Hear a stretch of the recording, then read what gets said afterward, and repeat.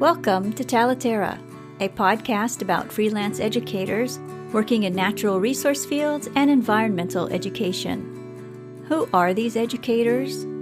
What do they do? Join me, and let's find out together. This is your host, Tanya Marion.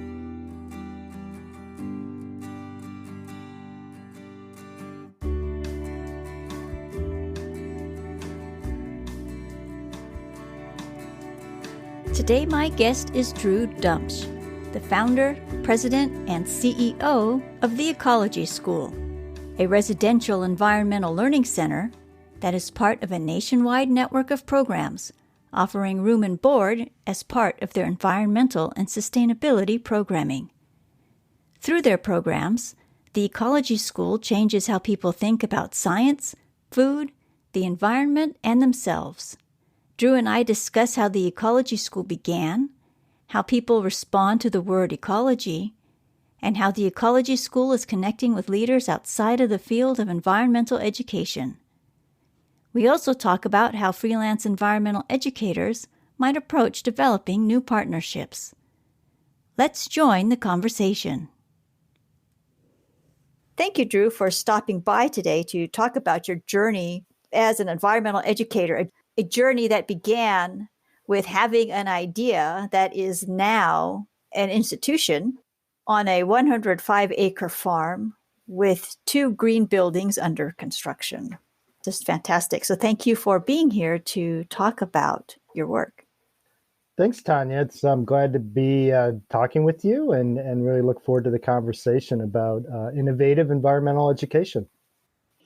My audience is comprised largely of independent environmental educators, people who have launched their own ideas, their own programs, or are thinking about starting their own initiatives. Your story, when I learned about your story and read up about it, is similar to how all these people are working now, and how I can only imagine that you at one point had your start that way as well, as an individual with an idea. And so I wanted to start our conversation with this question. What were you doing when you had the idea to launch your own endeavor? Well, I think it starts before I even knew what residential environmental education was, Tanya. I think it's be helpful for your listeners to know that I am an English major from Michigan. So my background, I was coming out of my undergrad years at Kalamazoo College in Michigan, had an English major, didn't really want to be a professor of English, anything like that. And a friend of mine was out working for the Stone Environmental Schools in Maine. And this is in the early 90s, actually 1991. So I came out to Maine with very little experience working with kids or any kind of academic background in science, and fell in love with the idea of these residential environmental learning centers, a place where kids come. It's almost like the comparison I use, Tanya, is like, think of summer camps where individual kids come, but then if you do that in the school year and whole classes come, like all the 5th graders from the community with their classroom teachers, that's really what a school year residential environmental learning center is all about. So I happened into this sector of environmental education in the early 90s and just fell in love with it. And it just felt like being outside working with kids, but having that chance, to do it over multiple days and to take meals together, that whole holistic part of it was something that really intrigued me and kept me going. And I've been at it now for 30 years. Oh, that's wonderful. So who did you share your idea with first to go solo? This was not my idea, actually. I kind of happened into more of the environmental education administration. I started as an educator, really enjoyed it. I think I found out pretty rapidly, though, that I'm a kind of entrepreneurial tinkerer, that when I see things that kind of work, or maybe aren't working, my tendency is like, well, if you just tweak that, or if you just did that a little bit differently, it would be such a better program. So even my very first term in that spring of 1991, as I was working for Stone Environmental Schools, I started to just say, well, geez, if you added this or subtracted this, So I had that tendency. And then I started working in the summer for the Ferry Beach Park Association, which is a summer camp facility on the coast of Maine, south of Portland, just north of Kennebunkport. And I was their summer ecologist. So that started that very first summer of 91. And as I started working, I would return to Ferry Beach every summer to run their summer ecology programs. And it was actually their director, Brad Bradway, who in the kind of mid 90s or more like 96, 97, reached out to me and said, would you ever consider starting your own school? And it threw me off, Tanya, because I'm like, I did not see myself as administrator material, but for whatever reason, Brad Bradway did. So he kind of planted that idea in my head. And actually then in 1998, we had the chance to start the ecology school, both Brad, myself, and then my close colleague and friend, Steve Signell, who is actually a landscape ecologist, also from Michigan, but his background was not English. He was actually had done work in landscape ecology with Bert Barnes at University of Michigan. So he was coming in with that landscape ecology. So yeah, toward the end of, I think it was December 1998, we filed our paperwork to be a 501c3 educational organization. And it took us a while, but by the fall of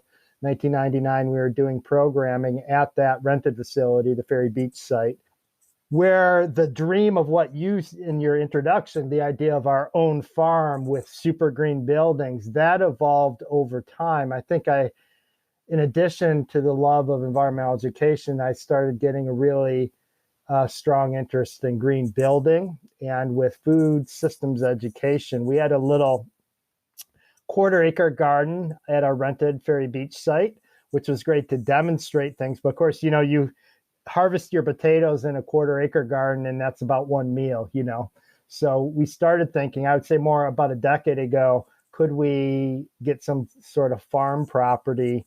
And our lease started, we got to the point where our lease to rent the Ferry Beach facility in the spring and the fall sessions was ending. So we started looking for property. And about 6 years ago, Riverbend Farm came on the market. And we'd been looking for farm property. And the amazing thing, Tanya, is it ended up being like just 20 minutes up the road from our Ferry Beach site inland from the ocean. But it's this incredible 105-acre farm. We're right on the Saco River, which starts up in the White Mountains of New Hampshire and flows down to the sea. Actually, the Ferry Beach site where we were renting was actually right at the mouth of the Saco River. But so we're about 8 miles inland, and this farm was an equestrian farm. So it has all these trails on it, horse trails. So we have a trail system. I'm doing this interview with you. I'm sitting in the 1794 farmhouse, which we're using as our offices. We have an 1840s barn. So the original structures are just gorgeous. And of course, they're going to be the barn will be used for our farming. But what we've done over the past couple of years is done master planning and then design and then actual construction of two of the greenest buildings in the country for an environmental ed center. We embraced the International Living Future Institute's Living Building Challenge. For folks who aren't familiar with that, it's kind of like LEED green building certification, maybe times 100, or at least that's what it feels like. It's I would argue it's the most rigorous green building certification in the world. So we're just wrapping up construction on a 7,000 square foot dining commons, which is both a dining hall for gathering and also for education, and then a commercial kitchen that is designed to cook meals. A busy week for us is 150 people sitting down, kids, adults, teachers, chaperones, what have you, sitting down to share meals together. And the intent being that those meals are predominantly food that we grow on our working farm here. We now have about 1.5 acres under cultivation. We're hoping to get that up to about 3 or 4 acres. But the intent is to grow most of our produce, store a lot of it in our root cellars in the basement below the commercial kitchen. So that's an exciting part of the dining commons building. Well, I guess I should point out too, what's interesting is that the commercial kitchen's all electric. There's no burning of fossil fuels. And that's part of the living building challenge process, is that you stop burning fossil fuels. So we power up our dining hall and then also our dormitory, which I'll get to in just a minute, that those two buildings are being powered by, there's 200 solar power panels on the roof of the dining hall, and then another 512 panels on this sloping hill that is behind the dining commons down to the forest behind the dining commons. So right now, on a sunny summer day in Maine, we are making a lot of electricity, and it's connected to the grid too. So we actually are net exporter. Our goal is to create at least 105% of the electricity we need for our operations, so that we're putting clean electricity, sustainable electricity out onto the grid too. The dormitory is divided into 3 wings. In both buildings, they do the passive house construction, super insulated. It came originally, that passive house design method came from Germany, the idea of super insulated walls and ceilings and foundations that make the building very tight, but then with energy recovery and air exchange units. Every room in our building gets fresh air every 10 minutes from the outside. So they're very healthy buildings, especially in these, pandemic recovery times. The idea of, clean air from the outside is really important. So the dormitory, actually, we have up to, I think it's 136 rooms with bunk beds, so 144 beds. So those are our new facilities where we can start welcoming people from around Maine, New England, and even around the country, and then maybe even the world. Who knows? Maybe we'll get some international folks too coming to Maine to live and learn about ecology and sustainability. I wanted to go back in time a little bit and ask, because so many people listening are, they're at different stages of their journey, and they start sometime. You have this wonderful outcome of all of your work, but I was wondering, what was your first public event like? What was it? What was the first time that you and your co-founders said, "Hi, we're the Ecology School, and this is what we do"? It sounds like you already had a network in place, because you started off with co-founders and went straight for the nonprofit status. Oh my gosh, that's an interesting question, because we had been, so I worked for Stone Environmental Schools, and then there was a separate organization called the Environmental Schools that was renting the Ferry Beach site, and that's who both Steve and I had been working for. And Ferry Beach was really looking for a different tenant at that time. This is 97, 98, so that's where Steve and I were asked to start a new nonprofit. I'm trying to think.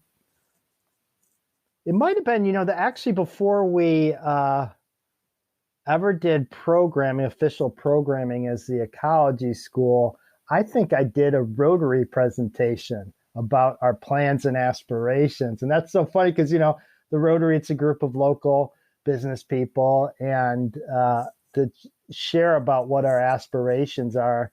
And I probably have gone to that. It's the Saco Bay Rotary. It's the local Rotary. I probably have gone back and done, since that first presentation sometime in 1999, I've probably gone back 20 more times to do presentations. But I think even then, in talking to a room full of local business people, that idea that ecology is for everyone. And even though at that point, our focus was definitely going to be school groups during the school year, and predominantly upper elementary, middle school is who we've worked with in the past.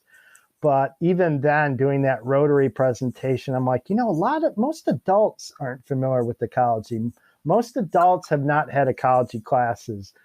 Most adults, if you use the term systems thinking, might not know what you're talking about. So even then, I kind of started seeing the potential of working with businesses or doing adult groups. So I think aspirationally, even from the beginning of the Ecology School, that long-term vision of ecology is for everyone, and that the science of ecology is actually can become a lens or a way of viewing the world that helps you make connections and helps make sense of where your food comes from and where your energy comes from and what's your impact as just one individual, one species on the planet, what your impact is.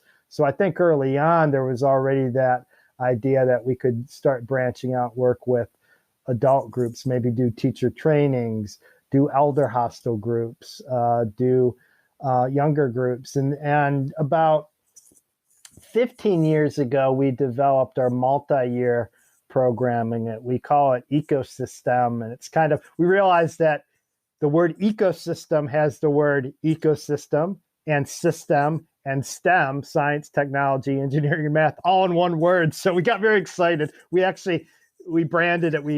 It's eco, and then we capitalized STEM. But the idea that you use ecosystems as outdoor classroom to teach systems thinking using STEM skills is something we started developing with more local schools, where we'll take an elementary school, say like one that has a kindergarten through sixth grade cohort or kindergarten through fifth grade, and work with every grade. So every grade gets to have a field trip to the ecology school. We do teacher training with the teachers. And then that kind of capstone event often is that the oldest grade, like the fifth or sixth grade, get to come to the ecology school for a full week of programs residentially. But what's so cool about this ecosystem multi-year programs that it's really designed to be sequential, cumulative effect and impact. So students, they already know that we're zany, that the ecology school likes to start our lessons with improv skits, and that we have costumes. We have lobster costumes and tree costumes and sun costumes that, we do these funny skits as a way to kind of introduce important ecology concepts, but do it in a whimsical and amusing and entertaining way. Yeah. So you started out as an organization of 2 people? Yes, Steve and I, little 10 by 12 office above a porch. Actually, it was a porch office that we winterized. Yeah, so that started with 2. And how long was it an organization of 2, where you wore all your hats? We filed for nonprofit status with the state of Maine in December 1998, started working right after New Year's in 99, and basically worked on curriculum and booking schools up until that Labor Day of 99, then started programs right after Labor Day and did our first fall term. And one thing, because we were new and we had some openings, we offered free programming for the local schools in Saco and Biddeford.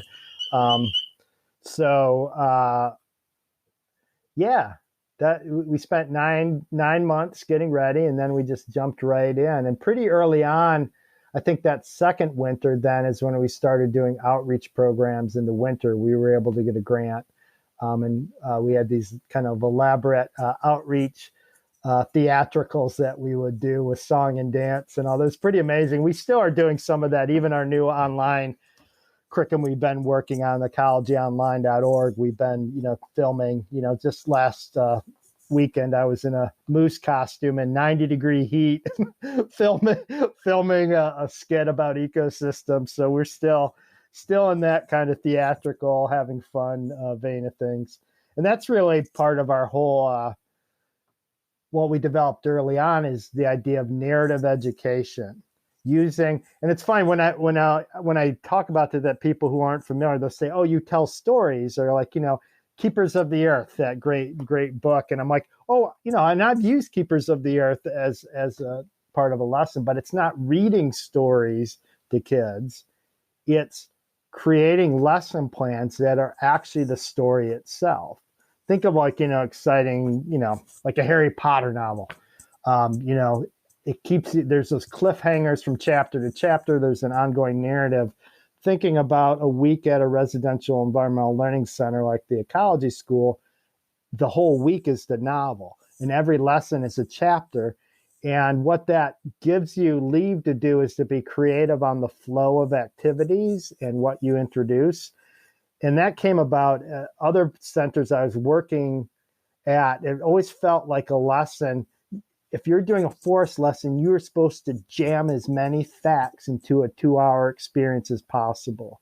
And it felt that just felt unreasonable and not even effective. And I'm thinking, both Joseph Cornell's books and then Steve Van Meter, Earth Education, both of those educators were pivotal in a more creative and thoughtful approach to curriculum design as environmental educators. So I was lucky in that someone introduced me to Joseph Cornell's books early on. And then I actually worked at a nature center. When my wife was going to grad school in Chicago, I worked at Emily Oaks Nature Center outside of Chicago in Skokie, Illinois. And the director there, Lee Hansen, introduced me to Earth Education, which was really pivotal. So, I mean, those were two in my own evolution, really pivotal introductions to ways of doing environmental ed.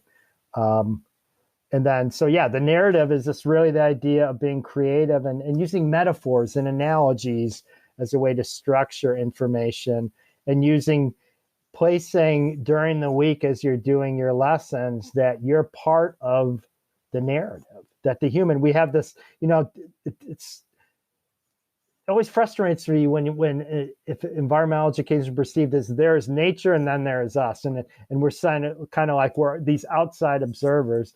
And definitely, as a scientist, certain ecologists, that's how they study an organism, kind of like an outside observer. But that's not our intent with any ecology school program, is to immerse you into that system and understand your connection to it. And I think the narrative structure has been really effective in doing that over the years. And it's something we keep on working on and refining.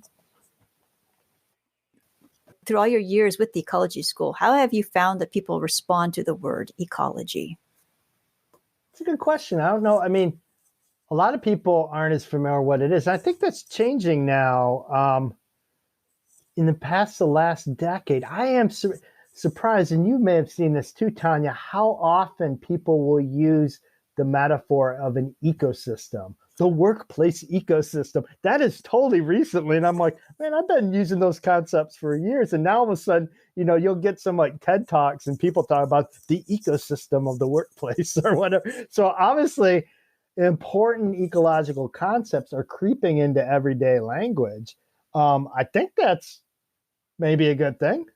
In that it's as those concepts, that the idea that workplace ecosystem, it's saying the workplace is complex and it's a system of interactions. And that's really, for the ecology school, we start that learning by getting kids and adults outside exploring natural ecosystems, which is such a perfect kind of grounding in how, like, if you go to a tide pool, we're blessed in that we're close to ocean tide pools here on the coast of Maine, or a salt marsh, or a forest, or a river, or a pond. Ecosystems are a great way, as you're exploring them, you're figuring out that dynamic between producers, those amazing living plants that can make their own food from sunlight, and then the consumers that eat those plants and each other, and then the decomposers, whether it's a fungus or an earthworm or invertebrate or bacteria that are breaking down both consumers and plants when they die. That interaction between those is just so amazing.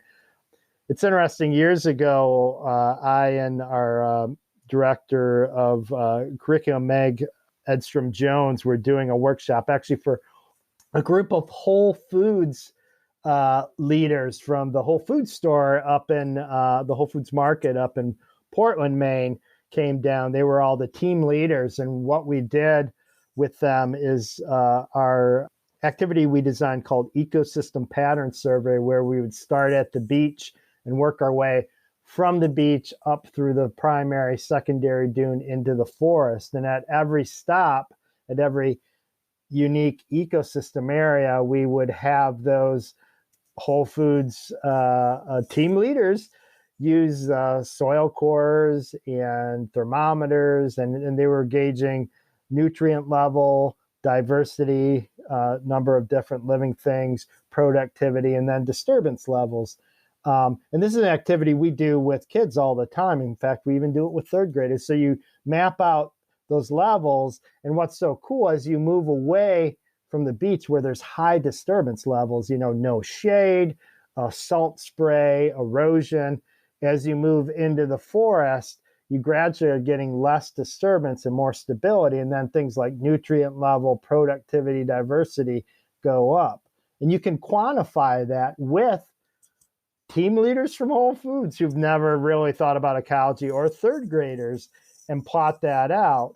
And it was so cool getting their reactions when they figured out. They're like, oh, wow, I just plotted this out over the last hour. I did some exploration. And then what we did with those team leaders is say, so take those concepts you learned in the ecosystem pattern survey, the idea of diversity, the idea of productivity, the idea of nutrient levels, the idea of disturbance, apply it to your workplace. And it was amazing because, think of like equity issues like diversity and nutrients. Like if we don't have healthy, and you can think of nutrients as a basic healthy diet, but even nutrients of like empathy and teamwork. And then disturbance, if there's high levels of disturbance, like unpredictability or unkindness in a workplace, it lowers productivity. So it was amazing. They were able, and that was the first time Meg and I had tried that, to try to like take a landscape ecology activity and then ask those folks who just participated into it to translate it into a human ecology analysis or exercise. And it worked. It was really, so, okay. So that that loops back on the whole. So I can see now people like, oh yes, the ecosystem of the workplace, why that is, we're seeing that more and more. How many industries do you think you've been able to touch in that way, to have contact with in that way? Well, we're starting to work more with, actually just recently we got a gift from LL Bean and are going to work with them on some issues. And we have, and I know this has been for some of my colleagues controversial in that we've worked with Poland Spring, which is a well-known Maine bottled water company. And some of it where we are, we want to meet people where they're at, and we can all do better. And whether it's an individual or a local business or a large corporation, I think it's all hands on deck. So if we can gauge an entity, whether it's an LL Bean or a third grader or a retired volunteer or a bottled water company, we're going to do that. Years ago, I was lucky. I was one of the co-chairs of the New England Environmental Education Alliance Conference, and we brought in Elisa Gravitz, who's the CEO or the president of Green America, which is a great nonprofit. And Green America has been known. I mean, they often encourage like boycotts or putting pressure on corporations to do better. But she was the keynote speaker. And then after the keynote, she did a workshop for some of us at the conference. And someone asked her right away, like, what her stance on boycotts is to apply pressure on corporations to do better environmentally. And Lisa Gravitz, her response was surprising. She's like, I'm actually not a big proponent of boycotts because that cuts off communication. And the example she used, and this was maybe 15 years ago or even more, probably more than that, was the Environmental Defense Fund opening up an office in Bentonville, Arkansas, because that's where the headquarters of Walmart is. And their intent was to work with Walmart and get them to do better. And that was where you had some of those, reduction in packaging, upgrading in refrigeration, that push on Walmart's end to do better. And you think, just in terms of scale, Walmart doing just a little bit better, the ripple effect and impact on that is huge. So it's interesting. I definitely, with the Ecology School at Riverbend Farm now and having a facility that we can host groups year round, I think this mix of programming, staying true to our school year programming with upper elementary, middle schools, but moving into high school, actually just next week, our very first kind of official programming in our new buildings will be the Portland Youth Corps, which is partnered up with our Maine Audubon Nature Center, training high school students from really diverse backgrounds to work with the Portland Parks and Rec throughout the summer doing projects, but they're going to be doing a 4-day training here at Riverbend Farm. So that's new for us, and we're so excited to be hosting that. Yeah, and we're doing a family camp coming up in July. End of July, we're doing the Riverbend Farm Family Camp, which is really cool because so often, Tanya, I'd be doing presentations for school groups before the kids came, and at the end of the presentation, invariably some parent would come up and say, when do I get to go to the ecology school? How come it's only for kids? So, I mean, I've had 20 years of that. So I'm finally can say, well, now's your chance to come to the ecology school as a family. So we're going to be starting that out in just end of July. Actually, we'll start offering that kind of family camp. Mm-hmm. That's fantastic. I saw the overview of the schedule, a sample schedule on your website. Yeah, that's really, really nice programming. It's family time, but still some structure and still lots of good experiences on the camp. Your comment about what parents have told you about when it's their turn to go to school made me think of the Amphibian Foundation. They created a program called Critters and Cabernet, and it's for adults only. And they do their programming with the adults, in that way before the pandemic, of course. But yeah, that's what they've done. Oh, that's a good. What did you say? Critters and Cabernet? And Cabernet. Mm-hmm. I know like that. We were doing for a while. We were doing a fundraiser called Eco Appetito, and it was it was at a local Italian restaurant in Portland, and it was a foodie event. But we came up with that name as a way to kind of like ecology, Eco Appetito, and we'd have people come, and we would do skits at that fundraiser. In fact, one year we did a more ecological version of Les Mis. We turned it into a whole farm and food. So instead of Les Miserables, the regular musical, we took the songs and turned them into a whole food education, little 10-minute musical, which was hilarious. We had a lot of fun with that. Oh, that's fun. That's fun. Is that, you have that online anywhere? We did not take that. We should probably bring that.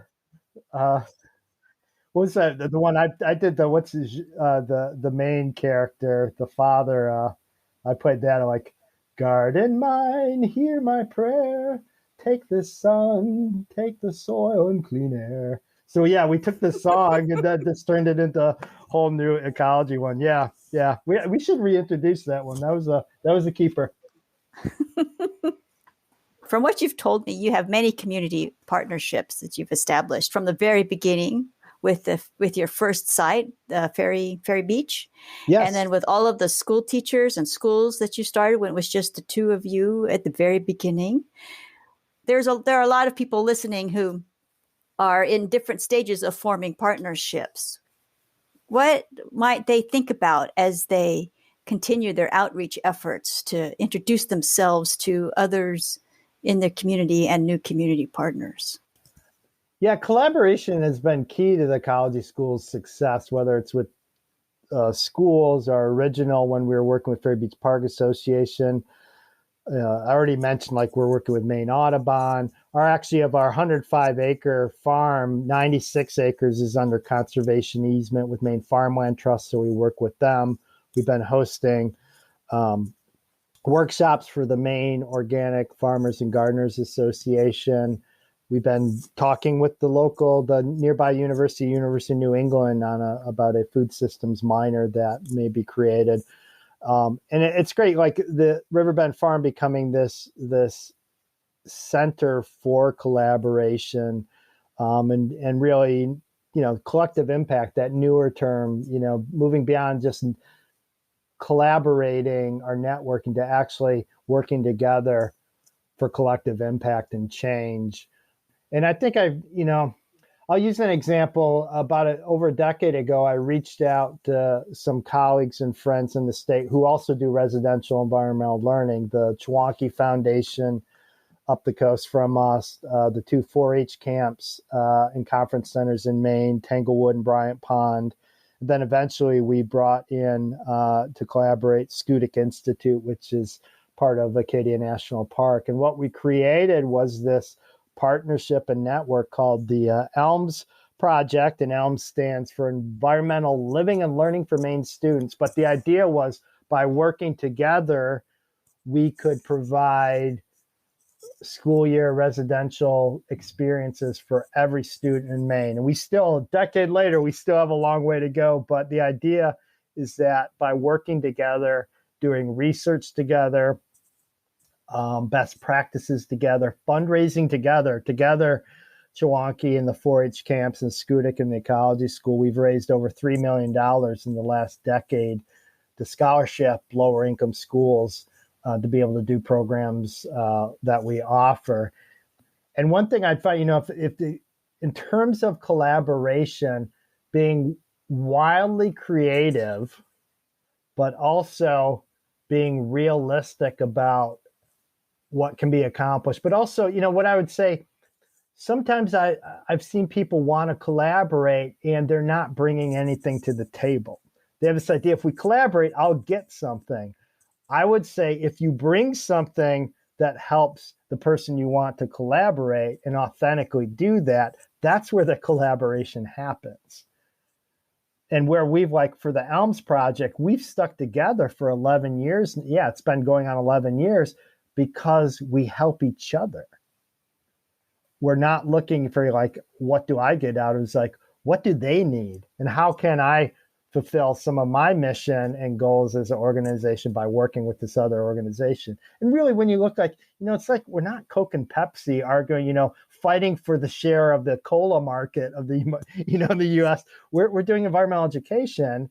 And I always think our sector has a growth model that not everyone is doing environmental education, or in our case, the residential environmental learning, that if our goal is every student in Maine gets to have a life-changing week at a place like Riverbend Farm, then we need to work together to make that happen.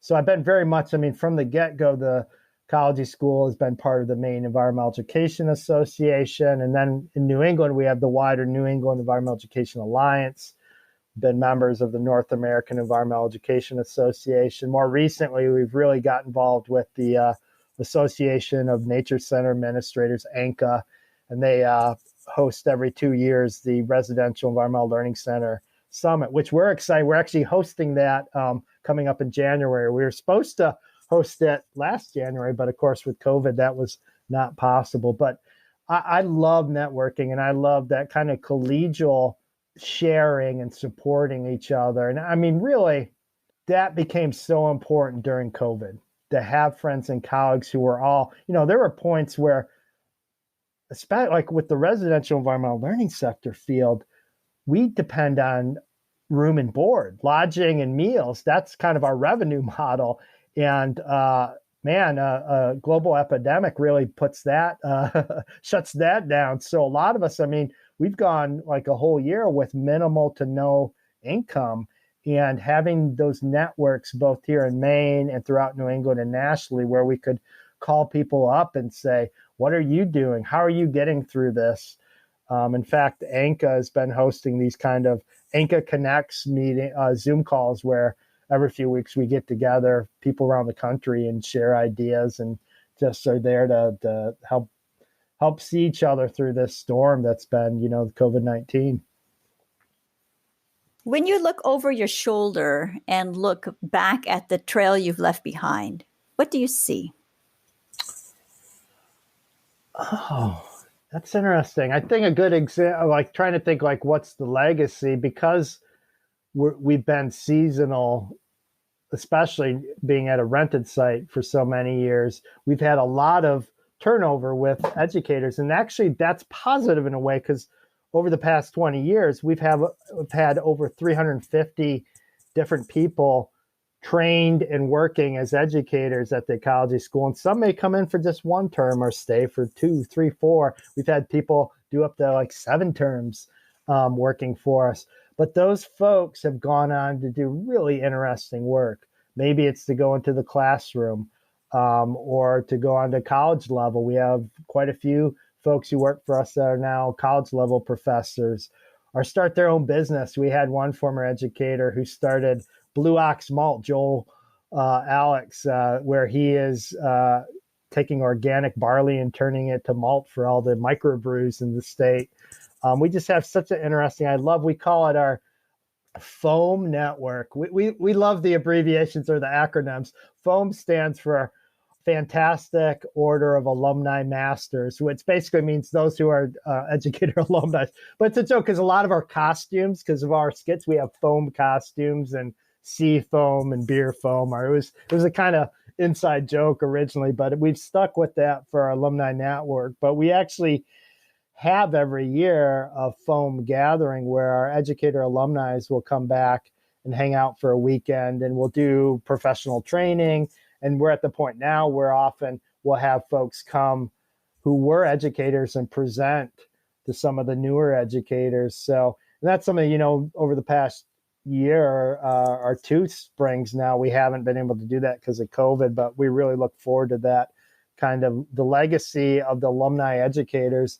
And I think, the work we do with kids is very powerful and important, but I think the work we've done with educators, whether it's the classroom teachers we work with or our own on-staff ecology educators, that really is a legacy I think we can be proud of, because it's that multiplier effect too. It's that idea that people take the essence of the ecology school, the narrative approach, the entrepreneurial creative approach, the systems approach of that, food systems and energy systems and social emotional wellness and conservation and carbon neutrality and environmental justice. I could list out like 20 things, and I think they're all connected. And I think that's what we model at the Ecology School, that education doesn't need to be siloed into topics, that what we do really well, the Ecology School, is that we bring people together to bring it all together, to bring it back all together, which I think is powerful. Absolutely. The ripple effect of the Ecology School, right? As they say, a ripple touches all shores. Yeah, no, that's the hope. And the idea that there can be more centers like this at a network of actual destination points where you come and you live and you learn, and then you take the essence of that back out to your own community. A great example of where, now that we have our own site, we, of course, along the river, we have our larger production field where we'll have raised beds, and our whole intent is very, nutrient heavy, organic, drip irrigation. But, most people aren't going to look at our, acre of carrots and potatoes and onions and go home and do that. However, around our buildings, we're starting to create a structure of smaller, discrete, like 5x5, 10x10, maybe raised beds, small plots that people can work on while they're at the Ecology School and learn about, and then go home and do, maybe in their own backyard or their schoolyard or even behind their business. So things like a pollinator garden or native wildlife, an herb garden right outside the kitchen, so the chef can walk right out and harvest fresh herbs right outside. It's that whole permaculture idea. And really, so around the campus, we're going to be modeling ways people can go home and take what they learned. And we use that term, like bringing it home. When we train our educators, we're like, you got to make sure that there's the bringing it home or taking it home component to it, because the last thing you want is for someone to spend a week at a beautiful place like Riverbend Farm and then go home and say, well, I don't live on this beautiful Maine farm, so as enjoyable as that experience was, that has nothing to do with my life. We will have failed. And I tell our educators and staff constantly, like, if there isn't that feeling that I'm taking a bit of Riverbend Farm and the Ecology School experience home with me and my life will be changed and different now, I think that's what we aspire to. What's next for you? Right now, I mean, what the big thing is, what does it mean to run a facility year round and own the property and have millions of dollars in debt and all this kind of like big aspirational, very exciting project, the Riverbend Farm project. But it's like, we've taken on a whole, I think in a way, by being a seasonal renter, in essence, is what we were for years. There were challenges to that, but it meant we were focused on curriculum delivery and program development. We weren't figuring out like mortgage payments and all that. So that's all just basic things like, when do we bring on a business manager? Do we need a registrar? I mean, all those kind of things, like a bigger year-round facility. So that's huge for us.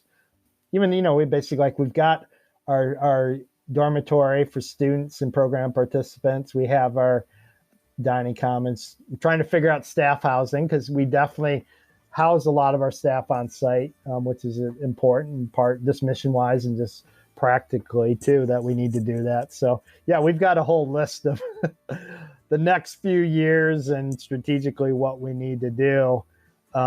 So yeah, that's kind of what's going to be keeping me busy and our leadership staff and board of directors over the next few years. I have no doubt that you will succeed at whatever you do. Because you took this wonderful idea, and I encourage listeners to go to the website to read the full history, to see the programs that are being offered now, to see what is coming in the future. It is just so amazing. It's so impressive. And so thank you, Drew, for sharing this story with us, and for your insights into partnership building, and really being very open about the story of the Ecology School and your challenges and your wins. And it's been a wonderful conversation. Thank you, Tanya. It was a lot of fun. And we went down some paths and discussions that I haven't got to do in other interviews and podcasts. So I appreciate that. You can learn more about the Ecology School and the resources shared during this conversation with Drew in the show notes for this episode at talaterra.com. Here you will also find a special Ecology School discount just for listeners of this podcast. This discount is for the River Bend Farm Family Camp. Applications for the July and October sessions are now being accepted. I would like to thank the Ecology School for extending this generous discount to listeners. Thank you so much for joining us today. I'll see you next time.